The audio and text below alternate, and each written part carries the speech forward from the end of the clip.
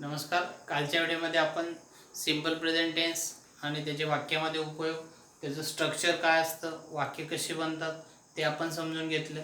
कालच्या simple present टेन्सच्या व्हिडिओमध्ये आपण विद्यार्थ्यांना ॲसर्टिव्ह अफर्मेटिव्ह, ॲसर्टिव्ह निगेटिव्ह, त्याच्यानंतर इंट्रोगेटिव्ह अफर्मेटिव्ह, त्याच्यानंतर इंट्रोगेटिव्ह निगेटिव्ह हे वाक्याचे प्रकारसुद्धा शिकवले, त्याचं स्ट्रक्चर पण शिकवलं.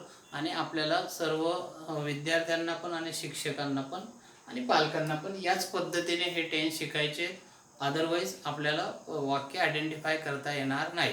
तर आज आपण डिस्कस करणार आहे पुढचा जो टेन्स आहे प्रेझेंट टेन्सचा, present continuous tense. Present continuous टेन्समध्ये नेमकी वाक्य कशी बनतात, त्याचा काय उपयोग असतो इंग्लिशमध्ये. सर्वात अगोदर फळ्यावर मी एक डायग्राम तयार केला आहे बघा, ट्री डायग्राम. याच्यामध्ये मी परत प्रेझेंट टेन्सचे 4 प्रकार लिहिलेले आहेत की जे आत्ता तुमचे हॅबिच्युअलच व्हायला पाहिजेत. 12 टेन्स शिकताना हेच प्रकार रिपीट होतील, फक्त वाक्याचं स्ट्रक्चर मात्र बदलणार आहेत, हे आपल्याला शिकायचं आहे. सर्वात अगोदर आपण बघूया प्रेझेंट कंटिन्युअस टेन्सचा पहिला प्रकार, ॲसर्टिव्ह अफर्मेटिव्ह सेंटेन्स कसं फॉर्म होतं. मला लक्षात, त्याचं सेंटेन्स स्ट्रक्चर आपण बघूया.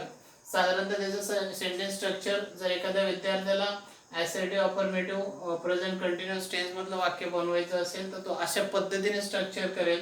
सुरुवातीला सब्जेक्ट, त्याच्यानंतर प्रेझेंट टेन्सचे जे टू बीचे फॉर्म्स आहेत याच्यामध्ये ॲम, इज, आर हे घ्यायचे अकॉर्डिंग टू द सब्जेक्ट, वाक्याच्या कर्त्यानुसार.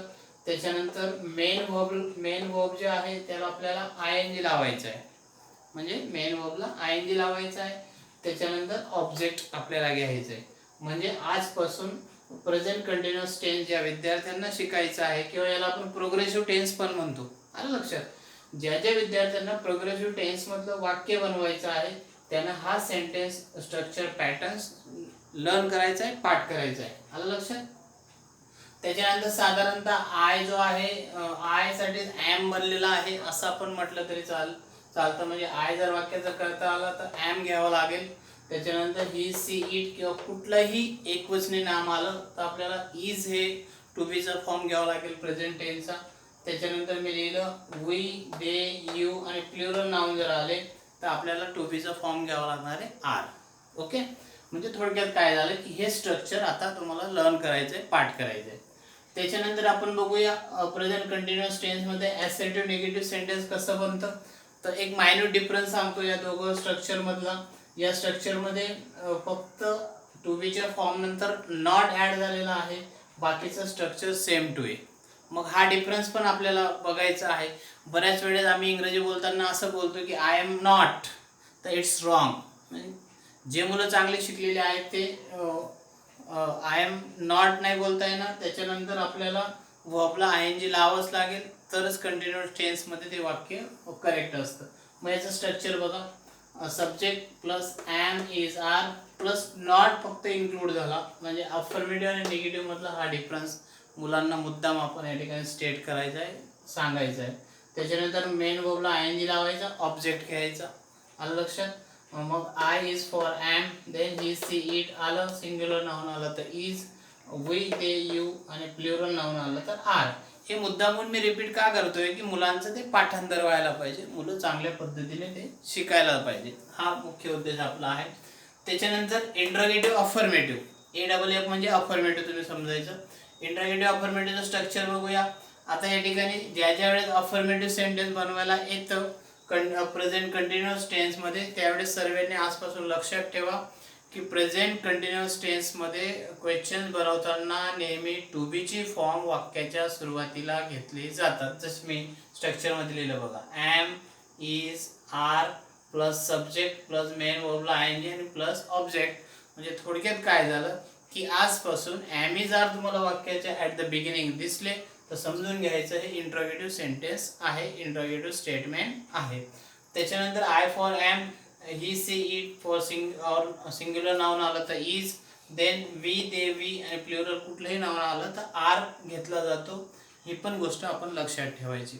मग इंट्रोगेटिव्हचं निगेटिव्ह बनवताना काय डिफरंट झाला, फक्त सब्जेक्ट नंतर नॉट टाकला. म्हणजे हे स्ट्रक्चर पाठ करणं पण सोपं आहे, हे पण स्ट्रक्चर पाठ करणं पण सोपं आहे आणि इकडचं पण हे स्ट्रक्चर पाठ करणे फार सोपे आहेत.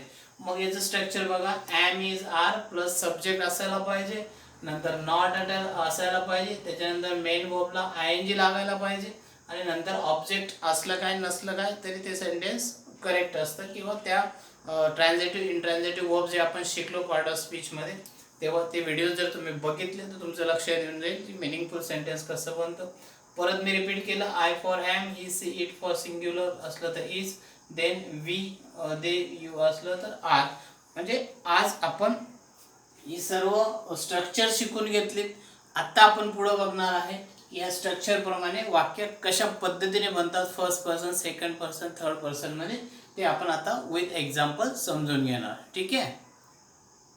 त्याच्यानंतर आपण जे वाक्याचे स्ट्रक्चर लिहून घेतले, वाक्याचे प्रकार लिहून घेतले, आता आपण त्याचे काही एक्झाम्पल्स बघणार आहे. बघा, प्रेझेंट कंटिन्यूअस टेन्समध्ये assertive affirmative sentence first person आला तर कसं फॉर्म होतं, I am reading a book.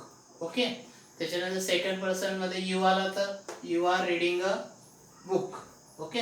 म्हणजे you always come with are. Then he is reading a book, she is reading a book, it is reading a book. किंवा मग एखादं noun आलं तर बघा, कुठलंही नाऊन येऊ शकतो. या ठिकाणी मेरी यायला पाहिजे असं नाही, एनी नेम कुठलंही नाव आलं तर त्याच्यानंतर ऑलवेज यूज वापरतात, सॉरी इज वापरतात. मेरी इज रीडिंग अ बुक. मग आपण जे स्ट्रक्चर लिहिलं ते पण चेक करून घेऊ. बघा, सब्जेक्ट आय, एम टू बीचा फॉर्म आहे, रीड हे मुख्य क्रियापदाला आय एन जी लागलेला आहे. अंडरस्टँड. देन अ बुक काय, ऑब्जेक्टिव्ह, म्हणजे आपलं स्ट्रक्चर इज करेक्ट. किंवा अनेक वचन आलं तर काय होतं बघा, they are reading a book. Subject are to बीचा फॉर्म आहे, अनेक वचन आहे म्हणून आर घेतलं, रीडिंग मेन वर्बला आय एन जी लागलं, आणि अ बुक वाक्याचा ऑब्जेक्ट आहे. त्याच पद्धतीने we are reading a book, you are reading a book, women are reading a book. म्हणजे याचा अर्थ असा झाला की आपण जे स्ट्रक्चर लिहून घेतलं त्याच्यानुसार जर या वाक्यामध्ये एकही मिस्टेक असली तर समजून घ्यायचं की अवर सेंटेन्स इज रॉंग, आपलं वाक्य रॉंग आहे. आता अफर्मेटिव्ह निगेटिव्ह वाक्य कसं बनतं, दोघांमधलं फरक मुद्दाम विद्यार्थ्यांना सांगायचा की बाबा सब्जेक्ट नंतर टू बीचा फॉर्म आणि त्याच्यानंतर नॉट येतो, हे मुलांना मुद्दामून सांगायचं आहे. आलं लक्षात. म्हणजे आमच्या पोरांचं टेन्स आत्ताच पक्के होऊन जाते. म्हणजे नॉटची पोझिशन वाक्यामध्ये टू बीच्या फॉर्म नंतर असते आणि त्याच्यानंतर कंटिन्यू टेन्समध्ये मेन वर्बला आय एन जी लागतो. म्हणजे बघा, I am not reading a book. आणि पॅरलल मुलांना हे पण सांगायचं की बघा, दोघं वाक्यांमधला डिफरन्शिएट ते करू शकतं की या वाक्यामध्ये आय एम नंतर नॉट टाकला आणि लगेच वाक्याचा प्रकार बदलून गेला ॲसर्टिव्ह निगेटिव्ह. याच्यामध्ये एक गंमत पण आहे.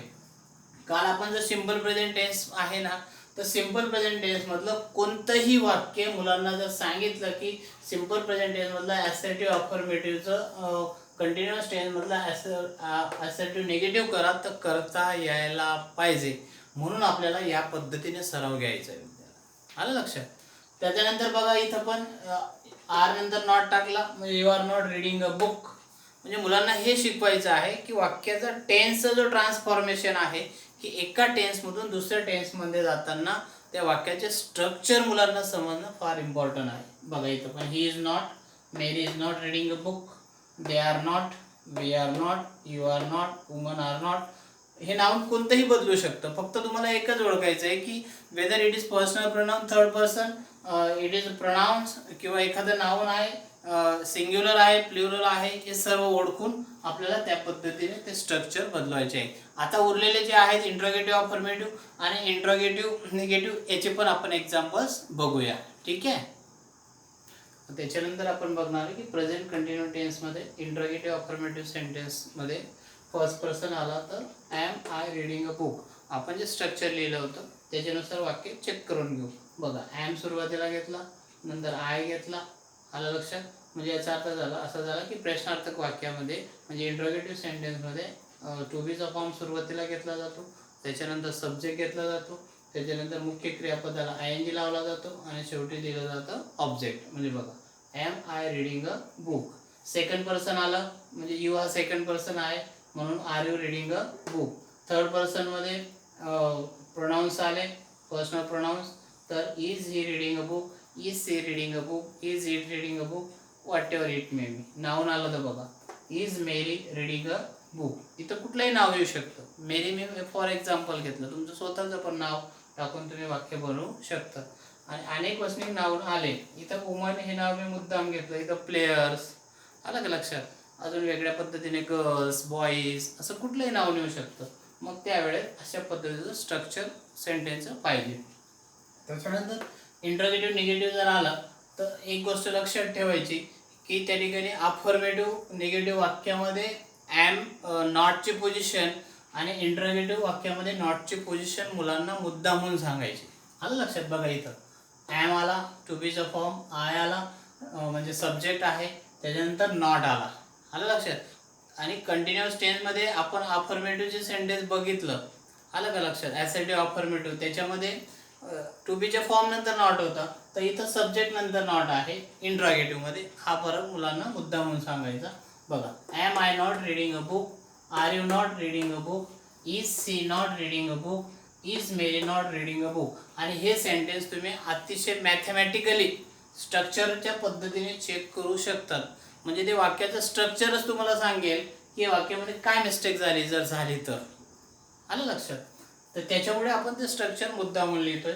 आणि पुढचे जर अनेक वचने आले तर या पद्धतीने are they not, are we not, are you not, are women not, अजून कुठलंही नाव लिहू शकतो.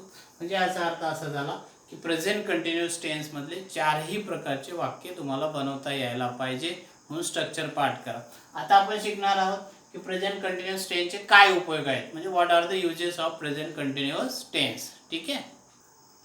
त्याच्यानंतर आपण प्रेझेंट कंटिन्युअस टेन्सचे काही महत्त्वाचे उपयोग आहेत ते आपण समजून घेऊ. सर्वात पहिला यूज आहे प्रेझेंट कंटिन्युअस टेन्सचा. फ्युचर प्लॅन ज्यावेळेस आपल्याला एक्सप्रेस करायचं असेल, सांगायचं असेल, त्यावेळेस आपण गोइंग टू वापरून वाक्य बनवतो. बघा Mary is going to new school, future plan आहे. ओके. म्हणजे जरी हा कंटिन्युअस टेन्स आहे पण now it is not happen, आता नाही घडत आहे, फ्युचरमध्ये होणारी गोष्ट आहे. म्हणजे आपण कधीतरी वाक्यामध्ये गोइंग टूचा रिप्लेस करण्यासाठी पण ग्रामरमध्ये येत असतं. त्याच्यामुळे प्रेझेंट कंटिन्युअस टेन्सचा जो उपयोग आहे तो फ्युचर प्लॅनसाठी केला जातो. अजून एक उदाहरण बघा, I am going to play a match, म्हणजे आत्ता खेळतोय का नाही, खेळणार आहे. म्हणजे जेव्हा तुम्हाला फ्युचर प्लॅन एक्सप्रेस करायचं असेल त्यावेळेस आपण प्रेझेंट कंटिन्युअस टेन्स वापरू शकतो. दुसरं आहे लॉंगर ॲक्शन्स, म्हणजे ती ॲक्शन नंतर घडणार आहे त्याच्यासाठी. बघा he is studying to become a doctor, तो अभ्यास का करतोय, तर डॉक्टर बनण्यासाठी. आत्ता डॉक्टर बनला का तो, नाही. मग ज्यावेळेस लॉंगर ॲक्शन आपल्याला शो करायची असेल त्यावेळेस सुद्धा आपण प्रेझेंट कंटिन्युअस टेन्स वापरतो. अजून एक एक्झाम्पल आहे बघा, he is not reading a book right now, तो आत्ता बुक वाचत नाही आहे पण कंटिन्युअस टेन्स आहे. आलं लक्षात. मग दुसरा उपयोग आपण समजून घेतला. तिसरा आहे प्रेझेंट कंटिन्युअस ॲक्शन शो करण्यासाठी, जसं काही I am sitting, what are you doing, why aren't you doing your homework. म्हणजे अशा प्रकारे प्रेझेंट कंटिन्युअस ॲक्शन जेव्हा शो करायचे असतात तेव्हा सुद्धा आपण प्रेझेंट कंटिन्युअस टेन्स वापरत असतो. पुढचा महत्त्वाचा उपयोग आहे नियर फ्युचरमध्ये काही गोष्टी आपल्याला करायच्या असतात त्यावेळेस सुद्धा आपण प्रेझेंट कंटिन्युअस टेन्स वापरतो. फॉर एक्झाम्पल बघा, I am meeting some friends after work, म्हणजे माझं वर्क झाल्यानंतर मी लगेच माझ्या मित्रांना भेटणार आहे. Okay. Then I am not going on the ground today, मी आज ग्राउंडवर प्ले करायला जाणार नाही. याचा अर्थ असा झाला की आजच्या व्हिडिओमध्ये आपण प्रेझेंट कंटिन्युअस टेन्स खूप चांगल्या पद्धतीने समजून घेतला. तर सर्वांनी चॅनल लाईक आणि सबस्क्राईब करायचा. सर्वांना बेस्ट लक.